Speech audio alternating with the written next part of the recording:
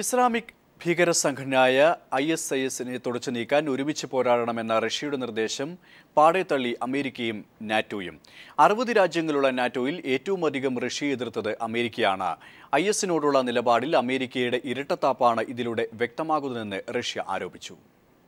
ഭീകരതയ്ക്കെതിരെ Russia നടത്തിപ്പോരുന്ന പ്രവർത്തനങ്ങളെ എതിർക്കുക വഴി അമേരിക്കയുടെ ഇരട്ടത്താപ്പാണ് തുറന്നു കാണിക്കുന്നത്. റഷ്യയുടെ പ്രവർത്തനത്തെ മുൻപത്തേതിനേക്കാൾ രൂക്ഷമായി എതിർക്കുന്നത് വഴി എന്ത് സന്ദേശമാണ് ലോകത്തിന് അമേരിക്ക നൽകുന്നതെന്ന് വ്യക്തമാക്കേണ്ടതുണ്ട്. നിലവിൽ സിറിയയിലും ഇറാഖിലും IS ഭീകരർ നടത്തിവരുന്ന നരനായാട്ടിനെതിരെ ശക്തമായ തിരിച്ചടിയാണ് റഷ്യ നടത്തിപ്പോരുന്നത്.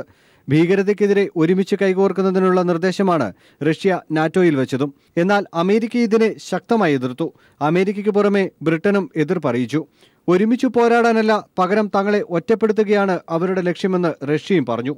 സഖ്യകക്ഷികൾ അംഗീകരിച്ചില്ലെങ്കിലും റഷ്യ സൈനിക നടപടികളുമായി മുന്നോട്ടു പോകുമെന്ന് റഷ്യൻ പ്രസിഡന്റ് വ്ളാഡിമിർ പുടിനും പറഞ്ഞു.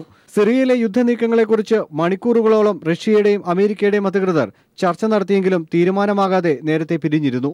ഇതിനെ തുടർന്നാണ് റഷ്യ അമേരിക്കയ്ക്കെതിരെ പ്രതികരിച്ചതും. ലോകത്ത് എന്ത് സംഭവിച്ചാലും വിജയിക്കുന്നത് തങ്ങളാകണമെന്ന ചിന്തയാണ് അമേരിക്കയെയും കൂട്ടരെയും മുന്നോട്ട് നയിക്കുന്നതെന്ന് റഷ്യ തുറന്നടിച്ചു. എന്നാൽ സുരക്ഷാ കാര്യങ്ങൾ മാത്രമാണ് ചർച്ചയിൽ വന്നതെന്ന് അമേരിക്ക പറയുന്നു. ഭീകര കേന്ദ്രങ്ങളെ ലക്ഷ്യമിട്ടല്ല റഷ്യയുടെ ആക്രമണങ്ങളെന്നും അമേരിക്ക ആരോപിച്ചു. സിറിയൻ പ്രസിഡന്റ് ആസാദിനെ റഷ്യ പിന്തുണച്ചതാണ് ബ്രിട്ടനെ ചൊടിപ്പിച്ചിരിക്കുന്നത്. കാര്യങ്ങൾ തങ്ങളുടെ കൈവിട്ടു പോകുമെന്നും റഷ്യ അമേരിക്കയുടെ തലയ്ക്ക് മുകളിൽ എത്തുമെന്നുമുള്ള ഭയമാണ് ലോക പോലീസ് ചമയുന്ന അമേരിക്കയുടെ എതിർപ്പിന് യഥാർത്ഥ കാരണം. International desk.